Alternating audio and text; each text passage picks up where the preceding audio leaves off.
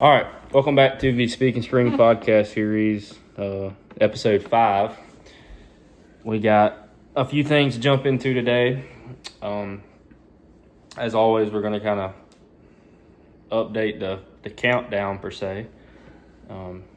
This is being released in February, and which means we're officially through January, obviously. So, if the countdown wasn't already on for you, it definitely is now. Although the weather is not agreeing with that. It's been snowing for the past day and freezing cold for the past day here in South Carolina, which is unusual for us. But I think from the day of recording date, I think we got 48 days till South Florida, something like that. So time's a ticking. Exactly about 2 months. A little less, or 2 months till opening. Up here. Yep. So we're gonna kind of update some of our traveling ordeals. We got a little more information to share with those who do follow along, and plus we do enjoy talking about it. So we're going to South Florida, like I had already mentioned, and I've already mentioned before in other videos. And as of now, updatedly and new information, Dalton, who's hunted with us before, good friend of ours, is going with us. We'll kind of, work that out. Get Dalton to go. Yeah, Dalton has become a good friend of ours through turkey hunting and mutual friends and everything. But Dalton's a great guy, first class human being. He's got a great family. Wonderful man, husband, father, everything in between. But he's a real good friend, and we felt like it was only right to include him to go experience some of that together. He has become in the past 2 years one of the most passionate turkey hunters that we both probably know. Still learning, I would say, and I think he'd admit that same statement. But he is extremely passionate about it, and we started off to get him last year in South Carolina. But we really want to get everything started off with him this year, so we extended that olive branch to let him come join us in South Florida, and he's all for it as of right now, and looking forward to it, and he's definitely excited about it. Yeah, in other news with South Florida, we're looking at maybe staying an extra day. We're going for leaving on a Thursday night, getting there Friday to scout, which probably isn't enough days to scout, but it fits in our schedule as best we can. Hunting Saturday and Sunday, and maybe even an extra day.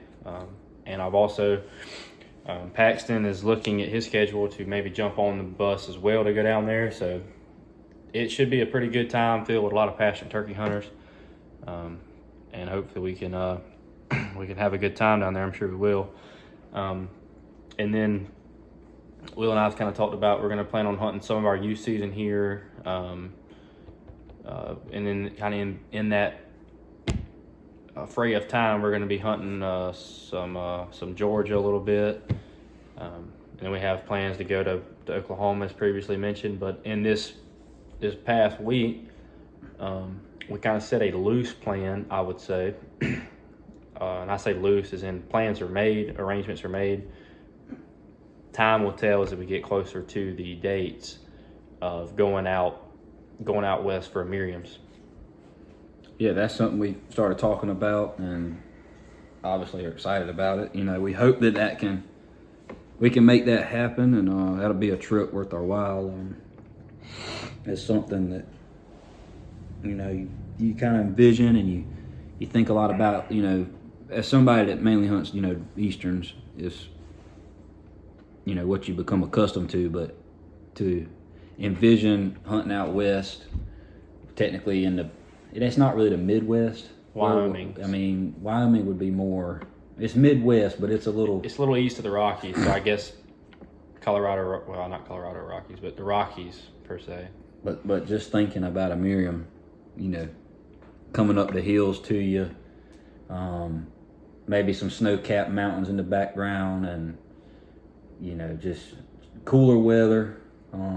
Those ponderosas with the pines and all, and just seeing those white tips coming at you with a different type of gobble than you're used to hearing is something that if given the opportunity, I look forward to being able to go this year. Like Charles said, we kind of made some loose plans, but have done a lot of research into picking out the best state to go do so, and we feel like that, Wyoming is that place for us.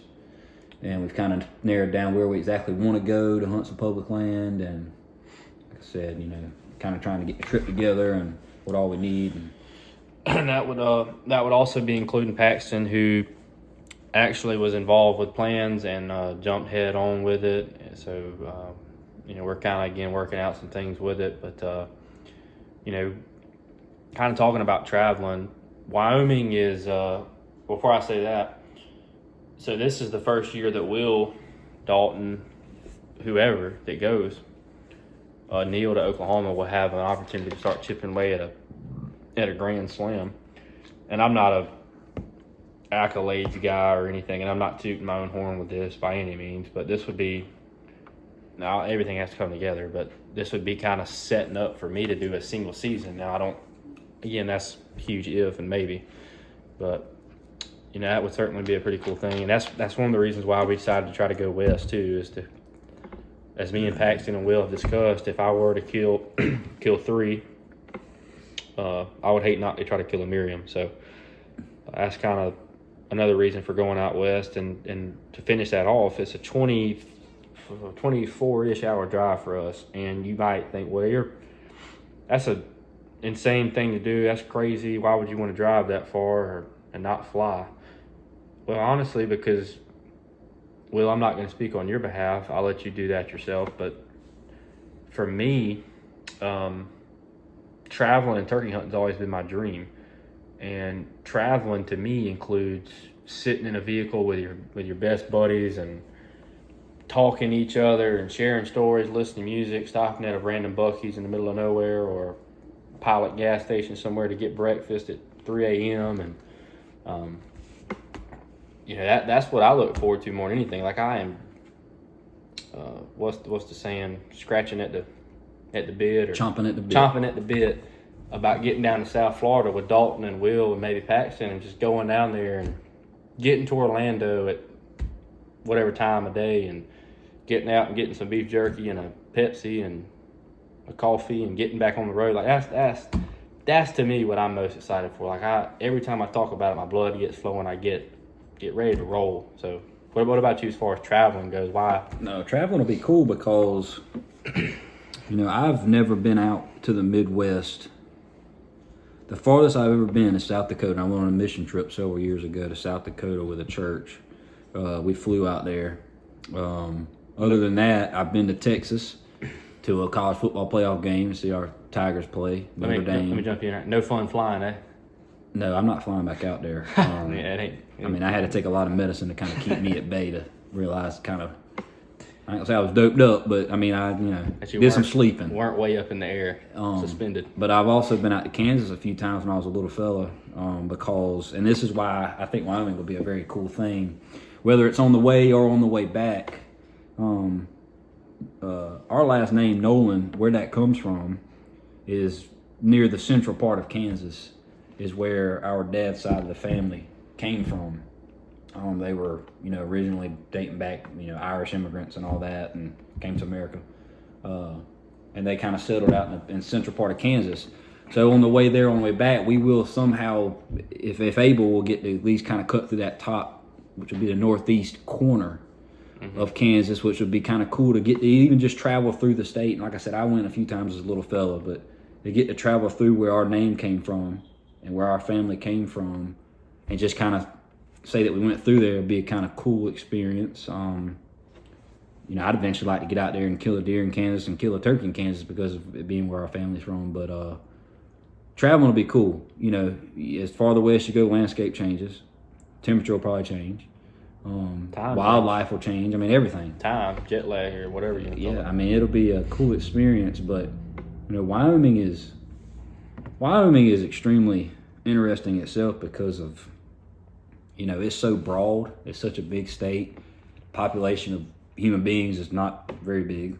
It's like half. But the wildlife is abundant. It's like half public ground the I think it's entire 48%. state. Yeah, it's public ground. So you think about that. I mean, It's wild. you think about that. I'd say the state of Wyoming, being from South Carolina, it would probably take, I would say, at least 5 or 6 South Carolinas to fill that up, at least. Wouldn't you say? Let's say you did 3 on top of 3. Probably so, yeah. I mean, it's a huge. So, and it's, I mean, like I said, I think those states out there, which would be cool about hunting, is I feel like you can drive an hour and it be dry, hot, And in an hour and a later, little flat. it's different. Hour later, there's snow caps on the mountains. The temperatures drop 20 degrees. You know, the wildlife scene is a little different. You know, it's just, it's literally the frontier. I mean, Yeah, it is. that's a lot of people don't live out there, and there's a reason for it. We were looking at earlier. Me and Will, out of curiosity, were looking at animals in Wyoming. What exactly all is out there? And you've got everything from a grizzly bear, black bear, moose, pronghorn, Wolf. You got everything. I mean, you've got every animal. So, man, I am so excited for Thursday. I think it's March 17th. I am so ready to get out of class, get back to town, to meet Will and Dalton, throw a bunch of stuff in the truck, and just hit the road, and knowing that it's finally here. We finally passed the time. Time's really gonna start slowing down. I mean, it's like I said, you get to about a month and a half, it starts creeping along. Days feel like months feel like years. But spring is coming. Tomorrow we find out what the groundhog says. I don't know if that matters, but Yeah, you got to go by what's his name, Punxsutawney? whatever that Punxsutawney feel. Listen, I'll tell you right now, I trust the Lord ultimately, but I'll tell you what, I trust old Punxsutawney. I wouldn't. Old Phil knows what he's doing. I would be thrilled to see an early spring, because I'm ready to see spring and some flowers and some. Believe it or not, I'm ready to see some pollen and college baseball. But more than anything, I'm ready to see this cold go. I mean, it is miserably cold right now, and it ain't no fun. I don't know how people up north do it. This is nothing to them. I mean, it's normal. They usually see a high of 35 and a low of 5 at night. But yeah, what was it last night? The real feel was like 6 last night. 7. No, that's tonight. Tonight. Yeah, I mean, it's been freezing cold. The wind chill's making it colder. I mean, we ain't used to that around here. At all. I even saw where they were getting snow flurries in northern Florida. Really? Yeah. I was watching the Weather Channel this morning, and they were getting snow flurries in northern Florida, and all the way as south as Tampa. I think this morning the real feel was like 23. A good time to go down to South Florida and turkey hunt, eh? I mean, we go down there and it's probably going to be 65 is the low and about 80 is the high, which would be a unique experience in its own. And it's kind of funny because you're hunting the farthest southeast state in the entire country. Think about this. You're talking about pollen. When you go down to Florida, I wonder if Pollen's gone, or I'm assuming their pollen sets in probably mid-February, late February. hell, it might be all year. It might be. I mean, I say that jokingly. It definitely hits a lot earlier than ours. Yeah, it's so gonna we wouldn't really be dealing with that. I don't think. You go from hunting in southeast Florida, where it's 85 degrees as an average temperature in March, and then 2 months later, you're turning around and going 24, 25. Well, from Florida, it'd be 30 hours to Wyoming, where it's average temperature in the spring is like 45, 50 degrees. I mean, that's probably going to end up with pneumonia or something. I hope not pneumonia. I would hope so too, or hope not, but it's going to be a unique experience that Will and I are super excited about. So that's kind of why we want to travel and turkey hunt. I've had light conversation with people about traveling and why do you want to drive? Like, why not fly? Well, flying, you don't see landscape, and flying, you're liable to get set to some guy named Brad who's a multi-millionaire, and you don't want to have a conversation with Brad about turkey hunting and your buddy's trip out west, but you can do that with your buddies in the truck. So you're not getting me in an airplane unless I got just flat out got to. So maybe we can go to Hawaii turkey hunt one day. That's a dream. I believe I'd rather take a surfboard across the Pacific than get on an airplane. But yeah, I mean we've looked at other states, and I think we kind of settled on 5 or 6 that we're gonna go. kind of a wild card that Will had brought up when we started talking about this, that we did look briefly into, that may be a next year thing. Will, you had mentioned the great state of liberalism, California, turkey hunting in California. That could be something next year that would be pretty freaking awesome. Go hunt there early April, but that just kind of shows you our scope as far as what we've looked into and what we are looking away from now and into 2026 and 27. But that's enough of the traveling talk. I mean, we could sit here for days and talk about where we want to go and why we want to go, but all that matters is when we go down and do it. And then in the next year's Speakin Spring podcast, we can share these stories of what we're about to share now, and which is I was able to kill 2 last year, kind of lucked up into really both of them. So I'm going to let Will share his first, and I'm going to share one of mine, and Will's going to share another story from last year, an almost bird, and I'm going to tell my second bird. So without further ado, we'll let Mr. Triple Double, Russell Westbrook, here have it himself. Well, triple double, I believe that'd be more of like I don't think he was a triple double guy. Russell Westbrook? Yeah. I'm thinking about the Joker. Jokic. Yeah, I think he's a triple double machine. Yeah, I mean, Luka too. Luka's been on a tear, but yeah. But I'd watch college basketball any day of the week over that crap. Yeah. That's just the most. There's no physicality in NBA. But anyways, yeah, my there's been some seasons where I've got on them quick, and I've killed them early, and that's been the case the past 3 years in a row. Is just getting a jump on them pretty quick. Not to rub it in Charlie's face, because he kind of had to stretch his time out a little bit. But and to cut you off, I hate to do this again, but to rub it in my face even more, I missed one on opening day 2 years ago. 2 years ago or 3 years ago? 2 years ago. 2 years ago. I missed one on opening day, so to add to that. But yeah, last year, I mean, couldn't have started off any better. New season was a success. We got one put on the ground for a young fella, and moving into our season the next week, it was, it started a little mellow the first day. I'd say that did not live up to expectations. But next few days went on, we started hearing them, we started pinpointing them, and then I got one of the coolest experiences I think I've ever experienced. I can't even remember the date. It was the second day of the season. April 4th? Yeah, it would have been April 4th. It was a Saturday. Season came in on a Thursday last year. It was April 5th. Because remember, we hunted that place the day before. Hunted the day before. Where did we hunt opening day? The farm. Double H. Double H is... I'm drawing a blank here. In the bean field.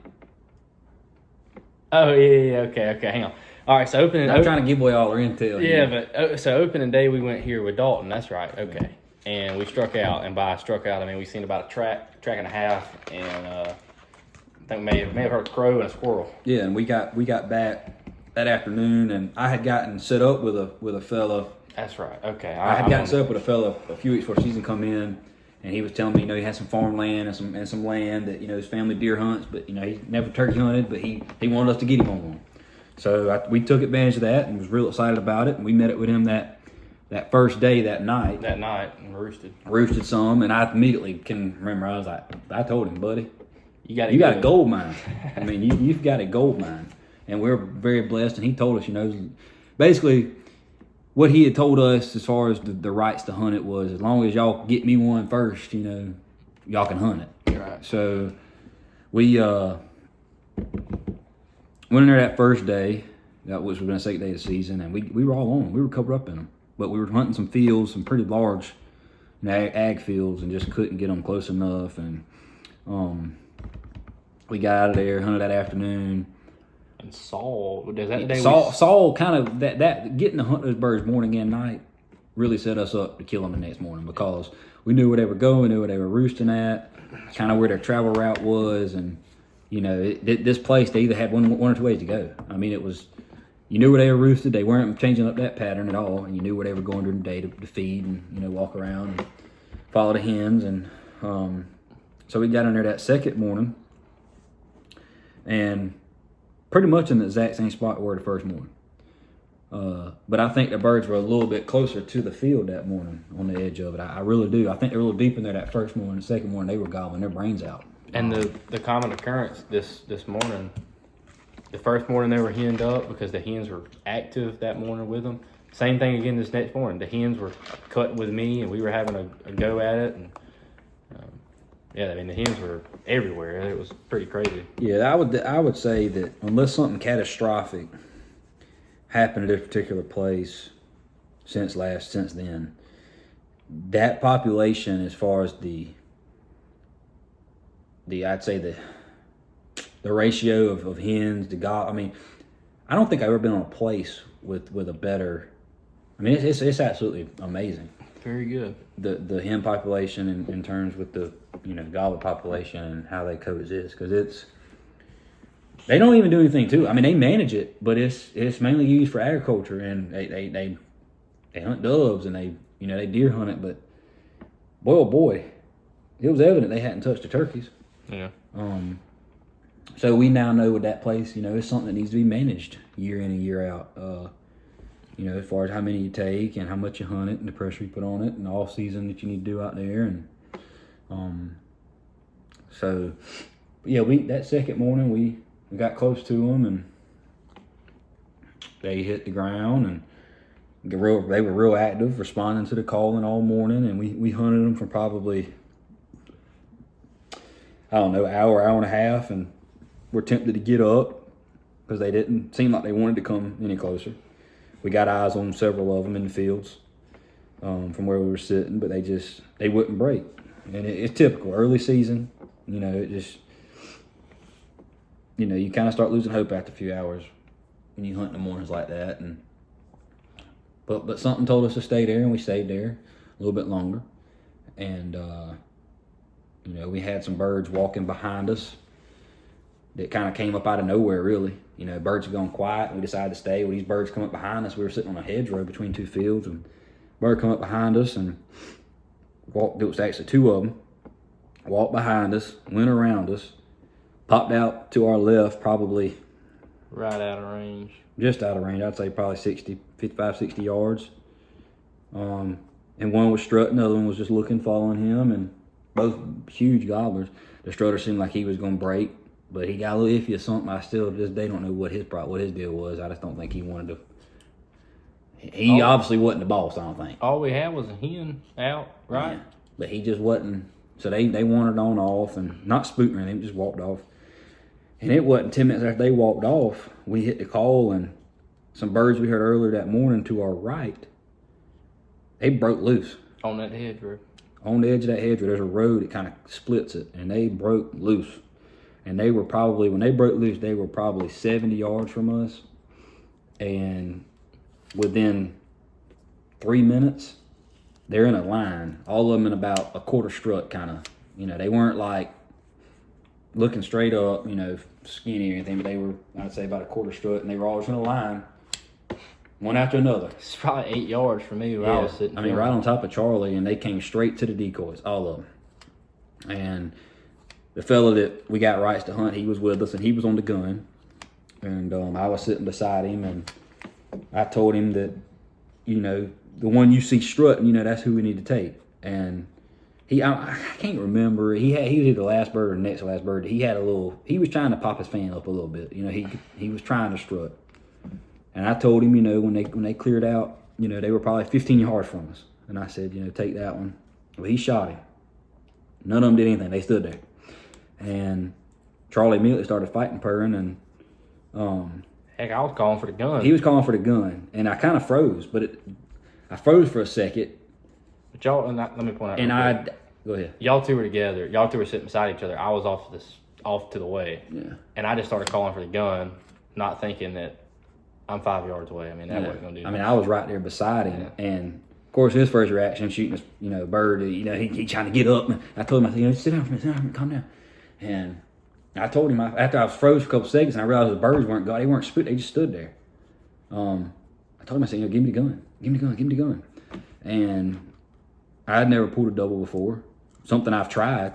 I have tried it before and unfortunately have missed or hadn't, worked out for me. But the birds were right there. And the bird I actually shot at, he was the one that kind of split away when the shot happened. Probably 15 yards away. And when Charlie was fighting, he kept on fighting for him when he saw me grab the gun. And that bird literally took flight. Gobbled. He gobbled in the air. It was like he was flying into the decoy like a duck. And he gobbled in the air, hit the ground in full strut, and I took him. And, that it's an ecstatic feeling when you pull a double like that. I mean, no, we didn't shoot, 3, 2, 1, boom, boom. But to have those birds stay there and just, it was a cool experience, One of them ended up having a triple beard. And so I call it a triple-double. Both birds were great birds. Nice ropes on them, nice birds. It's not about that. It is not ever about that. It was just super cool. But it was an awesome experience, to sit down and talk about that after the fact. And I want to say that's episode 2. Is it 2? Mm-hmm. That's on episode 2. We got them coming in. Footage wasn't the greatest in the world, but if y'all want to go take a look at that experience I had, that's from episode 2 of last year. That was the first of, we killed 2 doubles last year, right? 2? Yep. And we're hopefully going to get a podcast and some special guests, which would be an awesome one, talking about that double. So we won't talk about it today, but I don't remember the date of my first. But what I can say is that Will and I worked very, very, very hard for that turkey. And I say that because you normally have if you're hunting the same state, you normally have a day out of the season that's perfect temperature-wise, and you don't get very many of them, is why I'm saying this. It's one of those days where it was like, that night it was like 40 degrees, and that high that day was like 60. So we knew we were going to be on turkeys pretty good. Well, that morning we hunted the roost with very minimal success. We heard some birds, but weren't really never in the ball game. But the night prior, we were on the other end of the property on the highway, literally standing on the highway, listening on the roof, really not with the intent of hearing a turkey, just kind of sitting there chit-chatting, talking. And a bird gobbled across this highway not far, and he was hammering. He had probably the prettiest gobble I've ever heard or recorded in my life. So we knew that there was going to be a turkey at the front of that property that morning. So around 8 or 9, we went and tried him. Walked up to the edge of the road because obviously the highway is the line. So we walked to the edge of the highway and hit my Primo's box. And I think he gobbled the first time I called. I don't really remember. Did you hear him the first time? Before he crossed? No, I'm saying when we struck him, did you hear? Because I want to say I heard him and you didn't. I don't remember though. He was a toke. Yeah, he wasn't close. He was a toke, and I think you're right. I don't think I heard him, but he went from being a toke to being. Yeah, because I'm pretty sure if I remember it, we struck him and I told you, I was like, that turkey's right there, like he's there, and you're like, I didn't hear him. I said, well, he's there, and it was one of those situations where you kind of stand there for like a minute or two, deciding what to do, and I hit the call again out of curiosity, and when I hit the call, he was half the distance, so we got obviously away from the highway and got back on our property good, and I say back on our property, we were never off our property, we were at the highway. But we got back situated, and honestly, what I thought would be a pretty good position turned out not to be the case. We sat there and called. I maybe yelped literally one more time on a box call. When I yelped that last time, he was either on the highway or just on our side of the highway. He was probably 100 yards maybe. So I put the box call down. I think I yelped a total of 3 times. He was there, and put the call down, and Will was to my right and behind me. And this turkey comes in to 30 yards for Will. I saw him, and I saw him first. Saw him coming, saw him. He gobbled right there in front of us. Saw him drumming, strutting all the way up through there. And he got about 30 yards, and Will was right directly in this beautiful opening, and you were getting beautiful footage of him. He was sitting there strutting, walking. I had no shot. And he eventually was just... I could have easily. Yeah.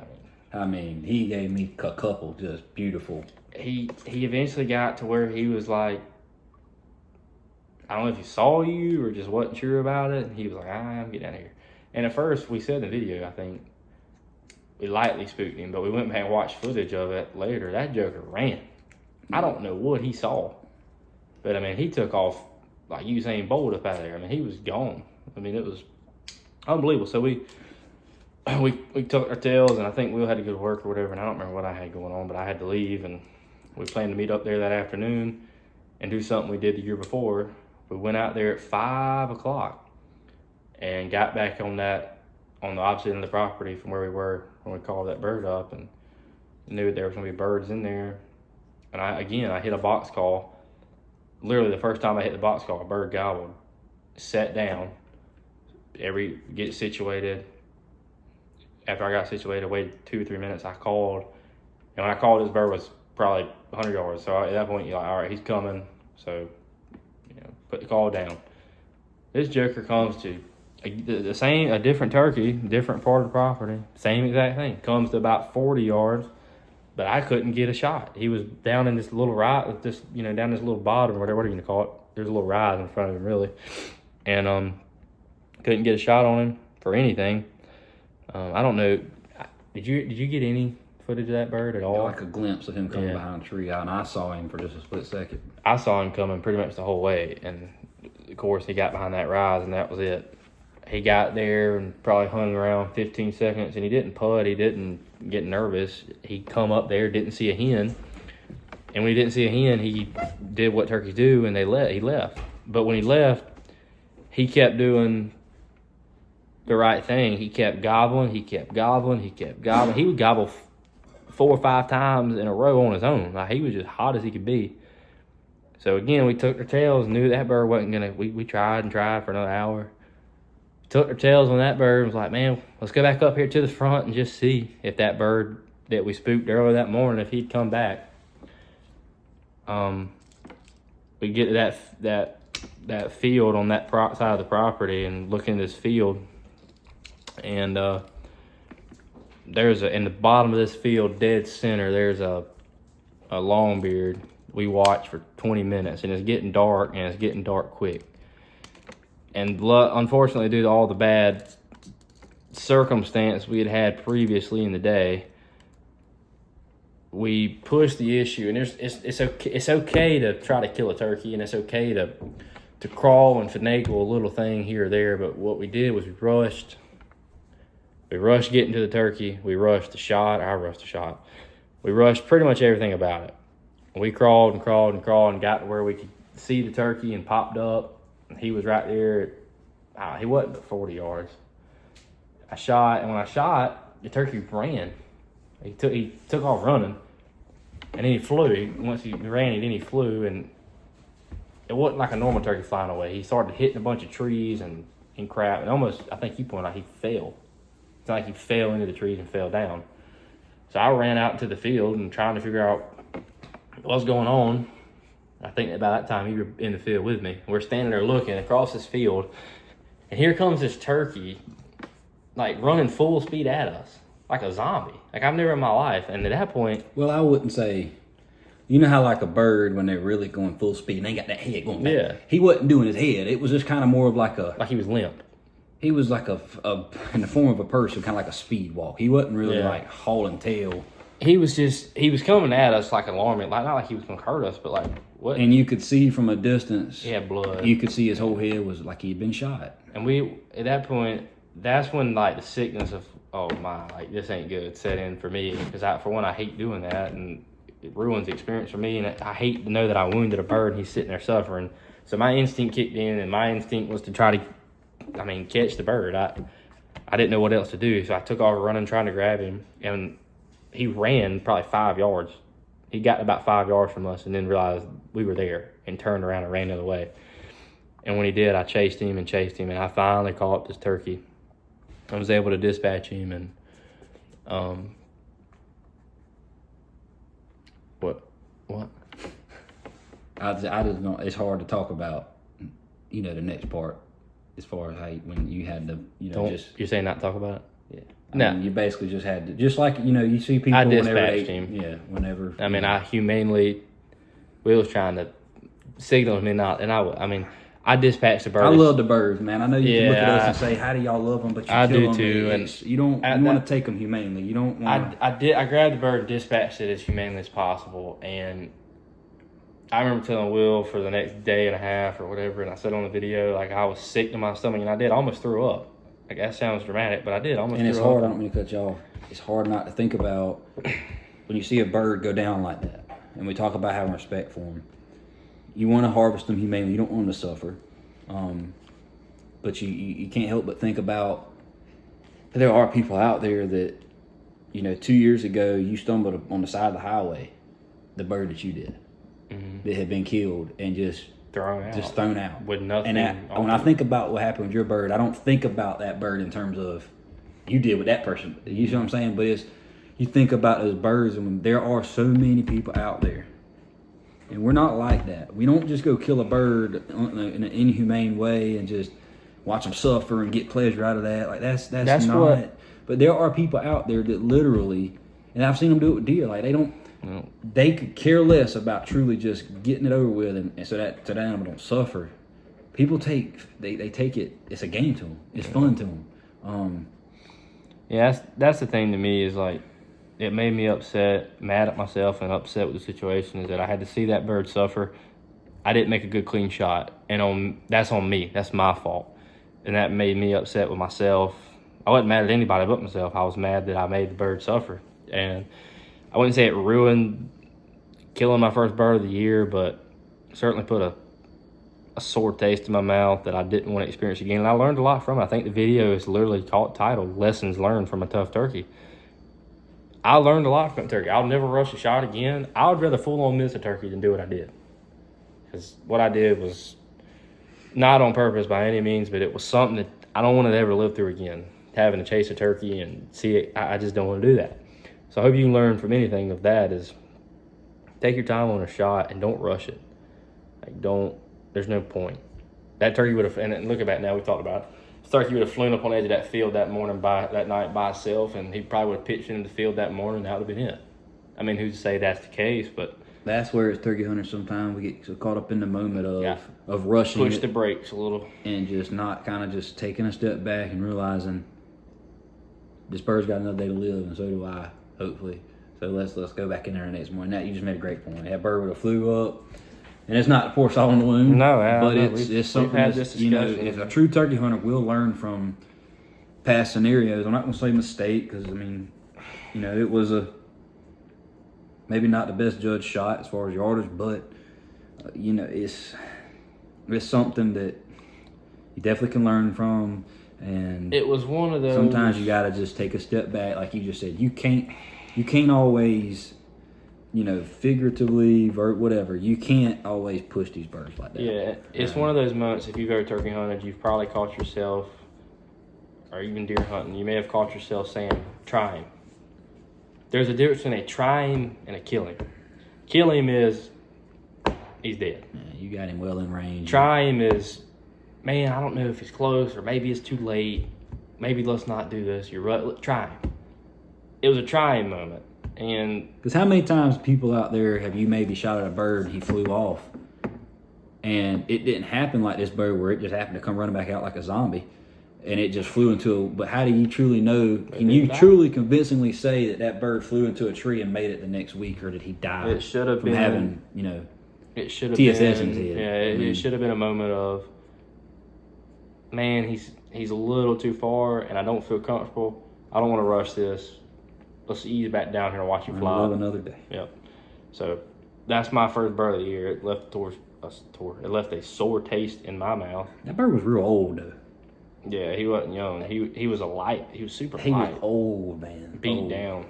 Like he was to the point where his beard was like small because he was old. And you could tell his spurs, they just had a lot of wear on them. They were broke, and regrown and his. So he had probably whipped our tails, and that's kind of the bittersweet part about that. Yeah. He probably whipped our tails on this particular property for the last, I'd say, at least 2-3 years. And yeah, he was just he was a puny bird. Like he probably weighed 15, 16 pounds, which is light. I mean, it's like an Osceola weight. But speaking of sore taste and mouths, I had a pretty rough one. But Will, you last day of the season, you had a pretty rough go at them. yeah, wrapping up the last day of the season, the last 2 days of the season were without a doubt the hottest the turkeys have been the entire year. Of course, per usual. And in years past, there's been some years where that last day sucks. I mean, I hate to use that word, but it don't really. Past 2 years has been good. But those last 2 days were amazing. And, that morning, best hunt either one of us ever been on. 2 legends pull a double. And, I remember us sitting there thinking, Charlie said it, Miss Rand said it, hey, everybody else in that video they filled their tags. Will still got one. Because most of the year since I had killed my first, I was on the camera all the time or calling or something. Like, I just didn't really take my gun. I didn't really care. And I make it very clear. I do not care. If I don't kill one a year, as long as I get to go and experience it, that's what matters to me. I care less about filling a single tag. Eventually you're gonna be chomping at the bit at least get one, but I just kind of paid my dues and just went hunting. But yeah, that last day, great hunt that morning. My blood's pumping. I'm already thinking in my head, I already got it done. We all are going to tag out, and we talk about how people say that negatively.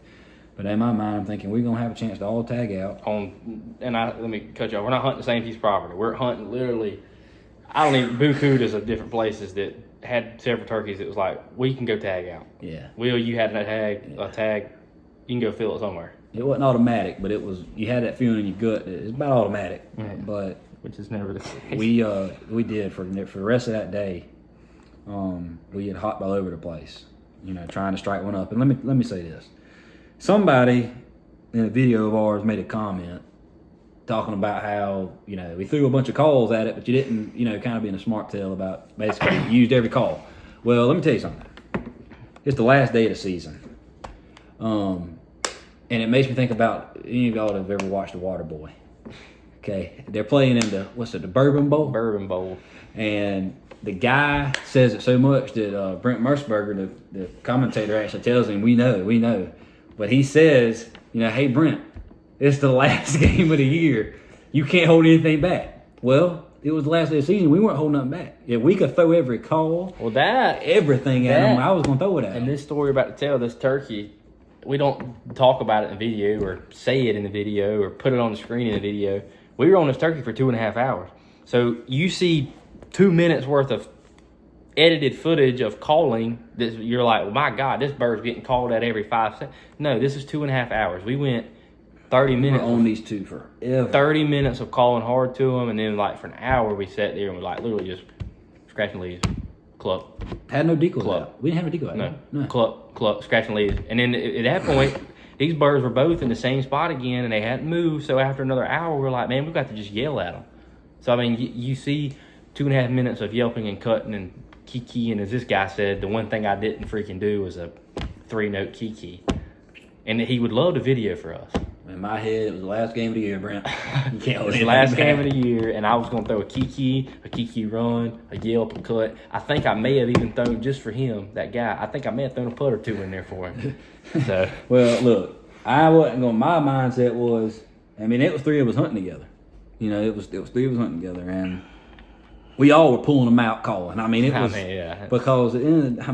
they hung up. You sit there and you wait months and months and months for that time of year. Well, I knew that was the last time from hunting for me. Yeah. So I wouldn't. I knew how long I'd have to wait till it came back in the next season. So I was, like I said, and again they'd hung up. I'm not holding anything back. Tell the actual story of the birds itself, so you can kind of lay out why we were calling so hard at them. Well, when we got in there, we had tried this place a couple of days prior. Had an idea off of this old logging road. It's like basically a logging road where a bird had been coming in and been on camera a little bit, but he was by himself. So we're under assumption there's just one lonely gobbler in there, and he's got a pack of hens, and that's kind of his little territory. But But we went in there. It was the very first place we tried. And that morning after they pulled the doe, it was the very first place we tried. Stopped at the front up there, really. We were at the front. We hit the call. Crow call. Remember, he answered crow call. We hit a crow call, and he gobbled way off in the back corner of the property. So we got on, we got Pat and Ball, of us got our Pat and Charlie's rolling, and we got back to the back corner and hit the call, gobbled again. But at that point, he was probably 150 from us. And we got hunkered down off the edge of a road, and across the road is a bottom. There's a creek bottom. Well, he's down in that creek bottom where he was gobbling. He's got to kind of come up a hill, and the woods are, a lot of undergrowth. It was not open. It wasn't like a flat oak bottom. It was a hill with a bunch of bushes and shrubs and little short sweet gums. I mean, it was very thick. To our right, the creek wrapped around the road, and it was another bottom down in there. And we were kind of sitting in some wide open pines. Where he had to come up above us to see. Yeah. So, ideal. Best thing for him to do was come into us and basically be a little quarter to our right in the road. That was going to be the best scenario. Pop his head up right out of that bottom, pop his head up, and that's it. That's him. Well, from the time we sit down, for about, 15, 20 minutes, we worked this bird from 150 to about 60. And he's still on the other side of that rise. But the whole time now, this bird's hot. He's gobbling his brains out. I mean, he's gobbling everything. If a limb crunches, he's gobbling. Well, he comes up. We get a little silent for a little while. Well, he works to our right. And I see him in the road. But he's about 70 yards away. And I think Charlie and Mr. Randy both kind of thought maybe I could get it. But it was that was a long shot where he was on that curve bend. Well, he goes down across the road and gets down in the creek bottom to our right. Remember, he putted at us when he... Yes, and when that road pops up off of that ridge on that creek bottom, he would have popped up at about 35 yards. I could have killed him. Well, when he did, he immediately putted. I don't know what he saw. I personally think he got up and didn't see a hen. Nowhere near. A hen had been, think about this, hen in that little area, in the corner of them pines, had been yelping at him for probably 25 minutes. He gets up there, don't see her. I mean, think about it. It's common sense.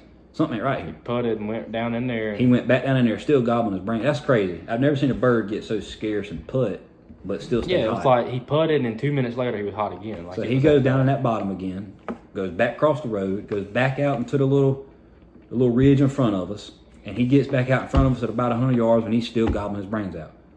Well, that goes on for about another 15, 20 minutes, and as he's in there, 100 yards hung up, still gobbling, there's one, I don't know, probably 200 from us. About where he came from. About where he originally came from, he starts cutting loose. And I'm thinking, this is probably a good thing, because this first bird has done ticked this one off, and he's coming here to show him what's up. Mm-hmm. So the first bird, they're gobbling back and forth with each other, gobbling at the calls. The first bird, he starts working back up to the road bend like he did previously. He gets to that corner of that road, he walks across it, hangs up, goes back down the creek again. He sits down in that creek bottom for a good little while. He goes a little quiet. The bird behind him comes up and sits in that little ridge right down in the bottom of that bowl, kind of. And he's gobbling his brains out for probably 30 minutes straight. And eventually we could see him down in there strutting and gobbling. And I'm thinking, man, why? If we were in that bottom with him, it's done. It's a done deal. But we couldn't get up on him. We were too wide open. We couldn't get up and maneuver him. That, and we've heard this and seen this, and people can relate to this. You don't ever want to try to call a turkey from in the bottom. Mm-mm. You want to be above the turkey. That way that turkey's got to come to you. If that turkey's above you, if you're down at that bottom and he's above you, he comes over that crest. And he's looking down in there. He don't see it. He don't see a hen, and he sees you. That's it. You want to be above the bird. So we were up above him, hoping he'd come up, and he did, just not in the right spot. It wasn't the greatest setup. No. As far as the thickness and stuff, but that road was our only opening, and he had to come through some thick stuff and get there. But it's one of them things where we hunted them birds for about 2 hours, and eventually they both walked off where they came from, and they got quiet and went on. That's one of them hunts that just kind of is pouring salt on your wound, because when he came up that road crest on that bend, it was like, in your head as a hunter, you're thinking, that's it. He's going to come, all right, he's going to get in the road. Now he's in the road, he's coming right at us, and I'm going to kill him. Well, that ain't what they do. They skirt you, and it just poured salt on the wound, and as a turkey hunter, you just keep thinking, man, let's sit a little bit longer. Come on, I don't want this to end. I don't want this to end. But then finally, everybody just kind of has to just get their stuff and pack it up and leave, because bird walks off, you just got to go. So that's what we did. We left. Went somewhere else. went somewhere else, struck some more birds up. They didn't commit. Went somewhere else. Went somewhere else, struck some birds up. And it's just, for me, Charlie and them, they getting some good hunting in because they hearing birds gobble. For me, I'm on the gun, and it's over and over and over that I've got birds hanging up. And it's frustrating. On the last day, you know. But I didn't get too overwhelmed or upset or frustrated because I've made it very clear. I'm not one of these people, I don't care about tagging out. I just don't. And it does. Some people, I think it genuinely offends and hurts them. Pisses them off. I think it genuinely, I really do.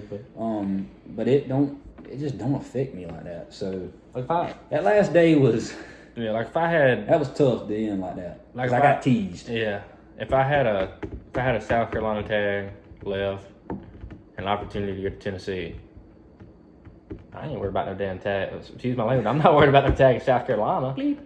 I'm going up Tennessee. Yeah, help our population. Yeah, I mean, I'm going to hunt somewhere else. I mean, it's just, I ain't worried about saying, well, I killed 2 turkeys. I tagged out, you know. I was able to last year, thanks to the good Lord, but, you know, I wasn't worried about it. My thing from that story that you just shared that I learned more than anything is that when you think you spook a turkey, you didn't.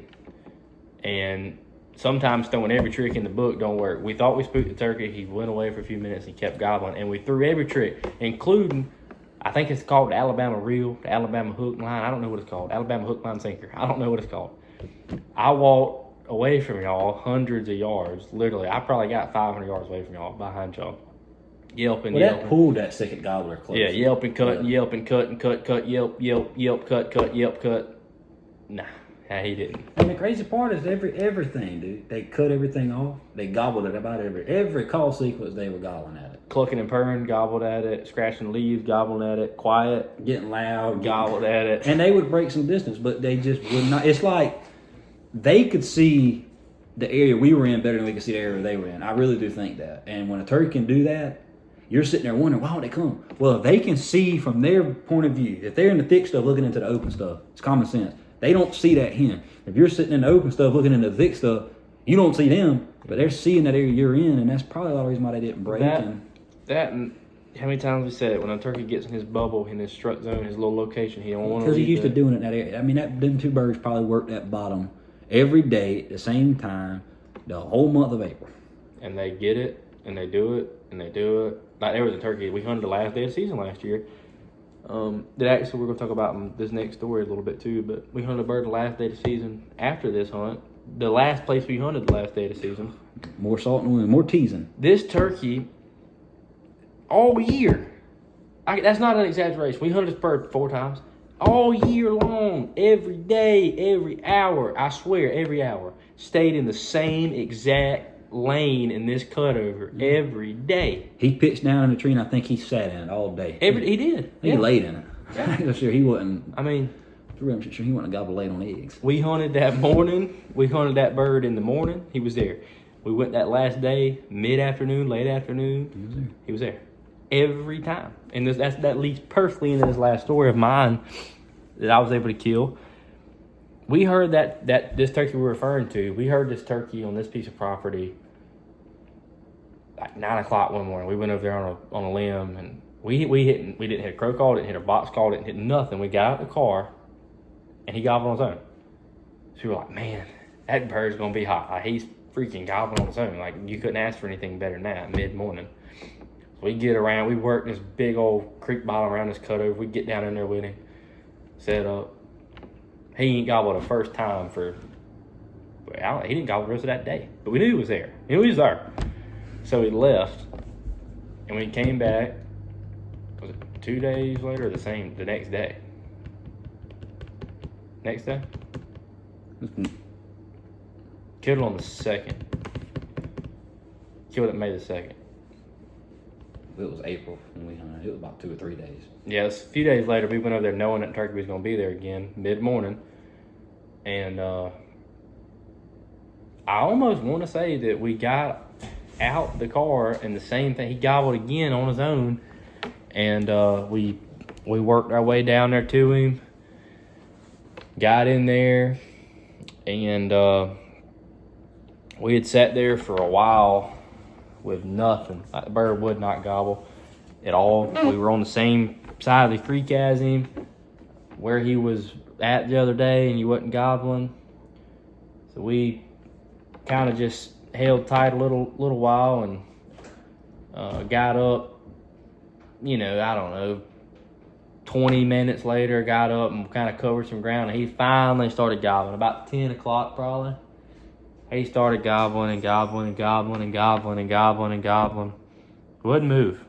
Would not move.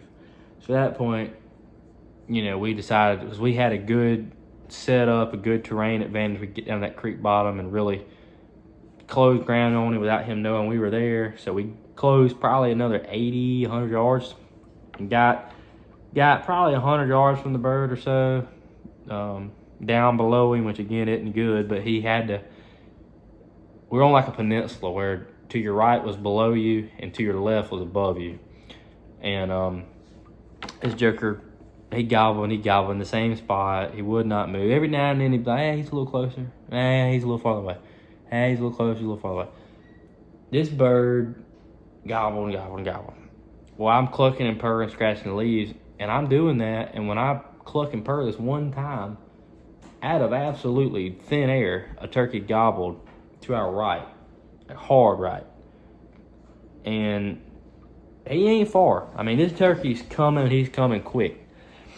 So I shift real quick, Will shifts real quick. We're trying our best to get around to him and figure out where he's at and where he's coming from. And I don't know, I turned, and maybe 30 seconds after turning, here comes a turkey up front, big turkey, walking. I couldn't tell what he was yet. And then behind him, I see about, 5 or 6 jakes coming behind him. And I see the bird in the front has a long beard, and he pops a little strut real quick. So I know that, he's and we got some water running here.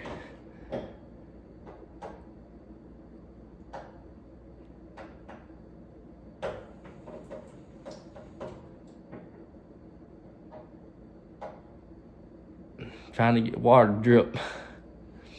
Frigid temps. A little frigid temperatures here. Like 18 outside right now.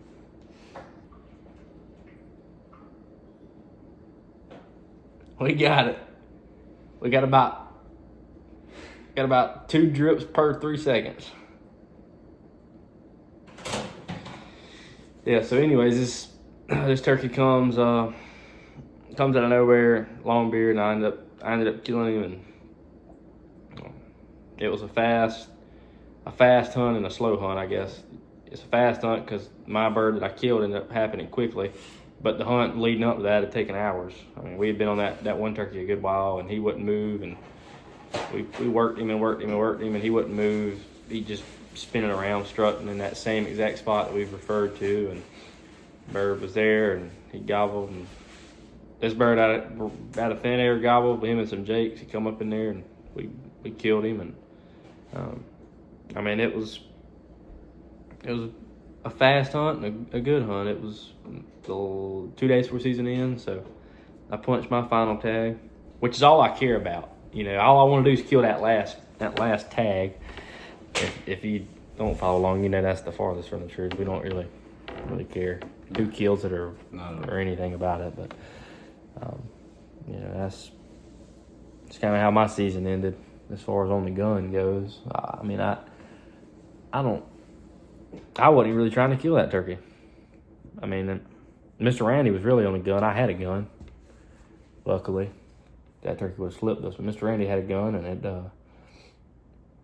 he ended up not getting a kill a bird, but he ended up getting to kill a dandy the next day. Him and old fella killed a double, so we had a good end of the season last year. Oh yeah, for sure. Hopefully we can have a good start like we did an end last year. That's pretty cool. So, but yeah, we're getting through this cold snap, and I mean, like literally 2 weeks ago, I on a podcast I'm here talking about how it was 75 degrees, and I feel it, and it's so exciting that this summer or spring's coming, and it's warm. It feels good. Smell the smoke in the air and spring in the air, and then it's where we are now, watching a faucet drip because it's 5 degrees outside. So that's how it is. Hopefully, you get warm quick so we can start getting some scouting done. we normally start 1st of March getting some scouting done and that whole ordeal. So. Yeah, excited. Yeah. Ready for it. Yep, we're counting down the days. My little phone app tells me how many days we got left to each trip. In Florida's 40, I already said it, 47, 48 days, something like that. Hopefully it go by quick.